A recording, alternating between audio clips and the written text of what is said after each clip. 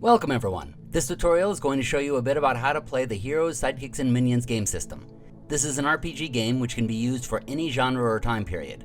The first release along with it is Relic Worlds, and future books will go along with spies, fantasy, and other types.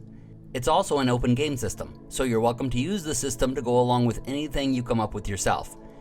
Just share with us so we can talk about it, and share it with the community. This game system was created out of a love of creating interactive stories. So rule 1 in everything regarding it is what will generate the most intriguing stories with the most dynamic characters. This does not mean the characters always survive every encounter. Players need to understand that their characters can perish throughout the story, but their lives will hopefully have meant something, or at least helped create a story worth hearing. When creating a character, you will choose a career and a profession. These will determine a great deal about the character, what that character is trying to accomplish, and what that character is good at doing. These archetypes change in each specific rules system, so follow the instructions listed in the specific book. There will also be a motivation, meaning what the character wants personally more than anything. Next will be the primary traits, followed by derived traits. A standard human character is going to place 2s in all primary traits, then raise one of them by 1. You can also raise other traits 1 point by lowering another trait by 1. Then, before starting the adventure, you can raise one more trait by 1. Derived traits are then taken from these numbers. This will be different in some books with various races, so consult those as needed. The one thing to note here is the stamina, where a player writes the number above the line. The part below it is for when you take damage. Oh, spoiler alert. Players will then put points into skills. The amount of points will again change based on the specific characters and game type. But the basic idea is that the player will choose how much to place into each skill they want. The cost is the amount of each level up to what they want. So if a player wants 1 point, it costs 1 point. If a player wants 2 points, it costs 1 point to get the skill at level 1, then 2 points for level 2, for a total of 3 points. Write this amount on the left side of the slash by the skill. Add the chosen amounts to the traits which are relevant to that skill for the total, and write that amount on the right side of the slash. A character also gets a number of talents equal to the amount of luck that character has. These are made up by the player. Finally, on the back, the player chooses advantages, drawbacks, and equipment. All of this is dependent on the specific game and the character's career, so you'll have to read the instructions for this. Just remember that characters are meant to be integral parts of the story in this system, so don't go after what is most powerful, or even what makes the party more strong, but rather what will make for a better story, a more interesting character, and a better group dynamic. On to the game mechanics. Like most RPGs, Heroes, Sidekicks, and Minions has 2 modes, Story Mode and Combat. In Story Mode, the Game Master describes the situation and the players explain what they are going to do in a free-form fashion. When a character tries to do something which is not automatic, the player must roll a 10-sided die to see if the character is successful. The Game Master, or GM, decides which skill is required to accomplish the task. If no skill fits it, the Game Master instead chooses 2 traits to add together which most fit what the character is trying to do. These rolls can be modified by difficulties, such as the lack of light, distractions, etc. These subtractions are added together, unless they are the same category of subtractions, in which case it is just the most severe difficulty. This creates the target number which the player must roll equal to or less than. After the roll, if a player has a way to re-roll, such as having a talent or an advantage, this re-roll is made. After this is done, the success or failure is determined. If the roll is equal to or less than the target number, it is a success. If the roll is half or less of the target number, rounded down, the attempt has a bonus, meaning it is extra successful, as determined by the GM. When testing a skill, a player may choose to add the fortune die to it.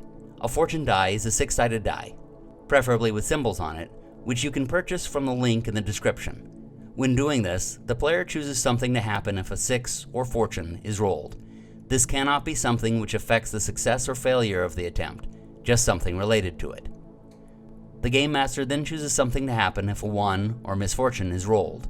Again, this is not about the failure or success, but rather something related to the attempt.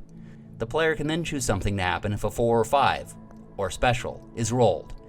This again cannot be directly related to the success of the roll, and cannot be as great as the fortune result. The GM then says what will happen if a 2 or 3, or blank, result happens.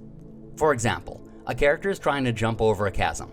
The player picks up the fortune die and says that if he rolls a fortune, a 6, the character does a flip which impresses the nearby NPC.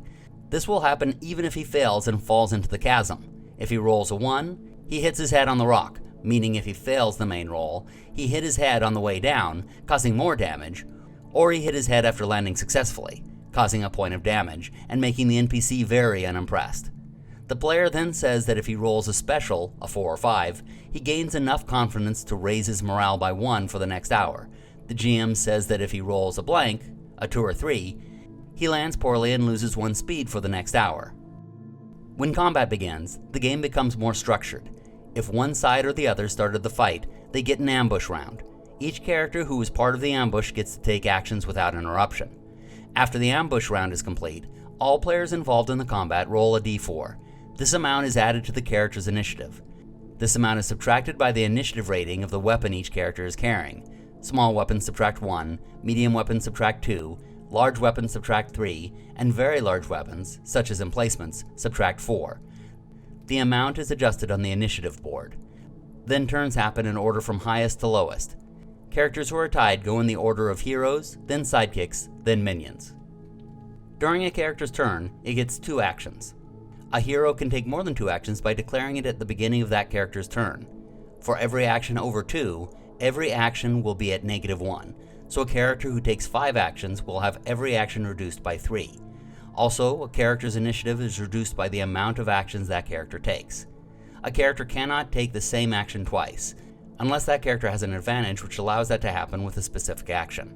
Characters use skills in the same way as during story mode.